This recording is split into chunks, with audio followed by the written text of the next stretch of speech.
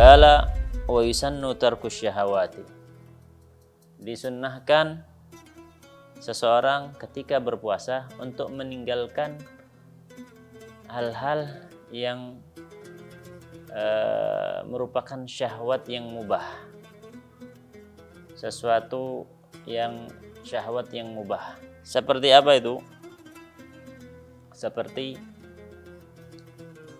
dia menggunakan parfum. Di sini ulama menyebutkan syahwat-syahwat yang mubah yang berupa sesuatu yang dicium, ya, sesuatu yang dilihat, dan sesuatu yang didengar, dan sesuatu yang disentuh, dan yang mubah semuanya sunnah untuk ditinggalkan ketika berpuasa. Contohnya, sesuatu yang dilihat adalah perhiasan-perhiasan, ya, ataupun bunga-bunga yang indah-indah, disunnahkan untuk tidak dilihat, ya, disunnahkan untuk tidak dilihat.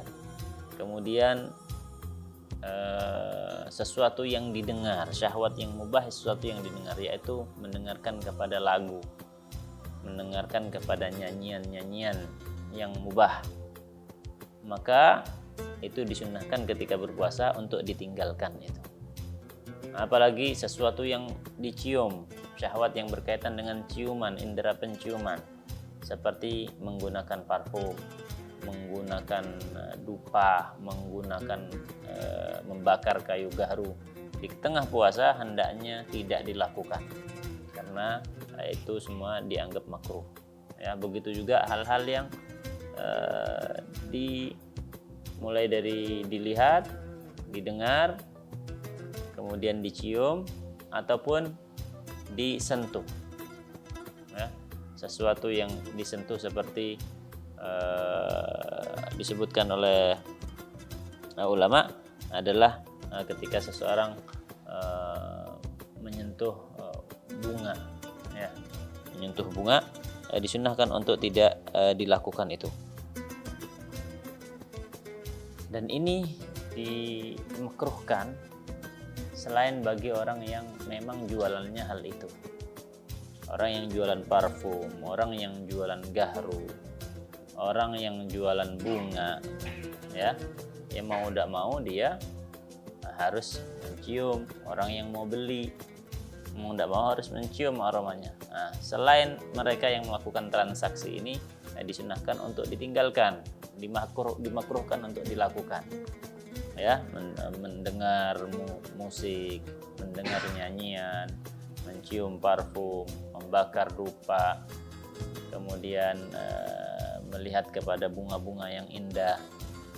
Nah, itu disunahkan untuk tidak dilakukan kecuali bagi orang yang memang bertransaksi melakukan jual beli barang-barang tersebut.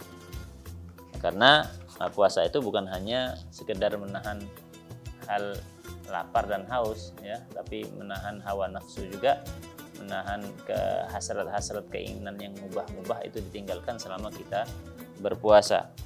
Kemudian setelah itu yang disunahkan juga, fa in syatamahu ahadun tadzakkara annahu shaimun.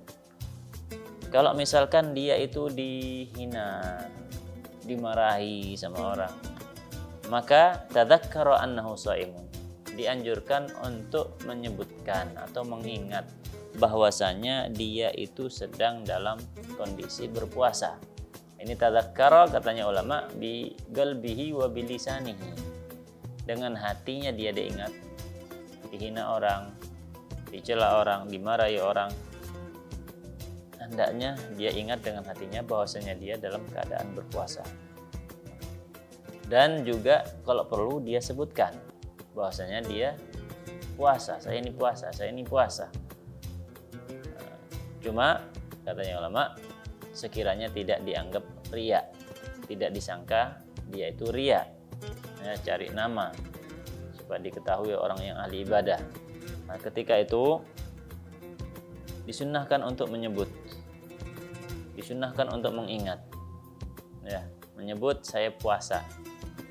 Tujuannya apa? Supaya yang menghina, supaya yang mencela, supaya yang memarahi berhenti daripada perbuatannya. Tujuannya apa? Supaya dia tidak melawan, dia tidak membalas atas perlakuannya orang lain, ya. Itu sesuai dengan sabda Nabi Muhammad SAW, fa in syatamahu ahadun falyaqul inni sha'im. Maka kalau misalkan seorang diumpat, dihina oleh orang lain, hendaknya dia mengatakan falyaqul inni sha'im, katanya ulama, biqalbihi wa bilisani, dengan hati dan dengan lisannya dia ucapkan tersebut. Nah, kalau misalkan dikasih pilihan dengan hati saja atau dengan lisan saja, mana yang lebih baik? Nah, katanya ulama lebih baik disebutkan, ya, disebutkan karena umumnya orang yang menyebutkan ingat juga di dalam hatinya bahwasanya dia itu akan sedang berpuasa. Gala wa tarkul hijamati wal madghi wa dzauqit ta'am.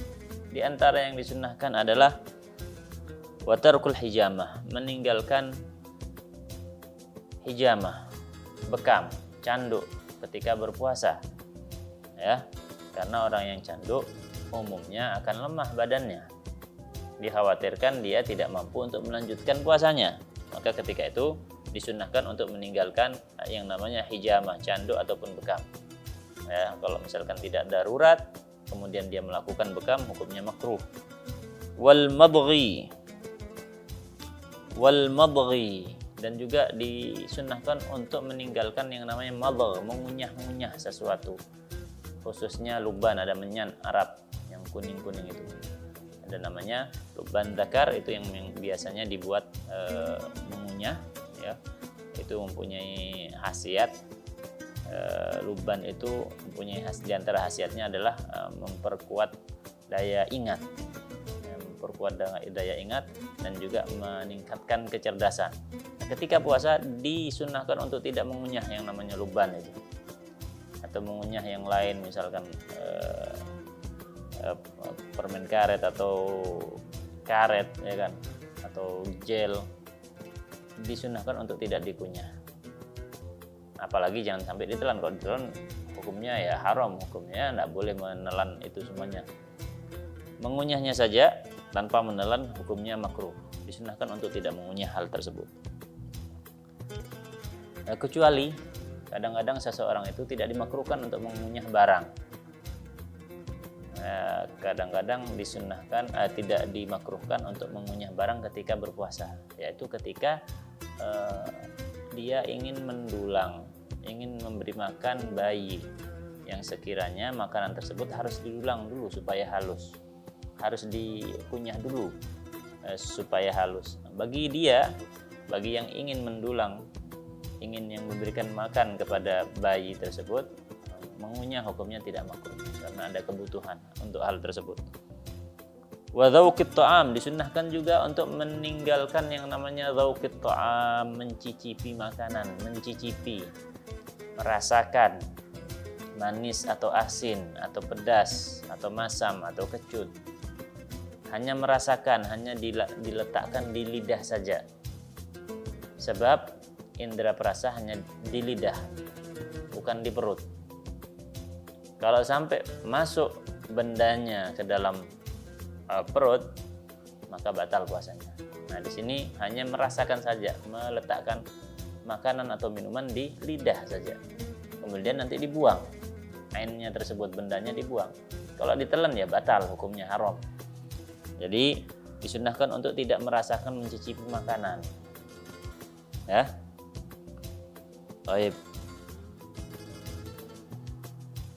Al-Imam Syekh Ali Syibramilsi, beliau menyatakan dimakruhkan bagi orang untuk mencicipi makanan ini, kecuali bagi orang yang memang dia itu koki, dia itu chef, tukang masak, juru masak.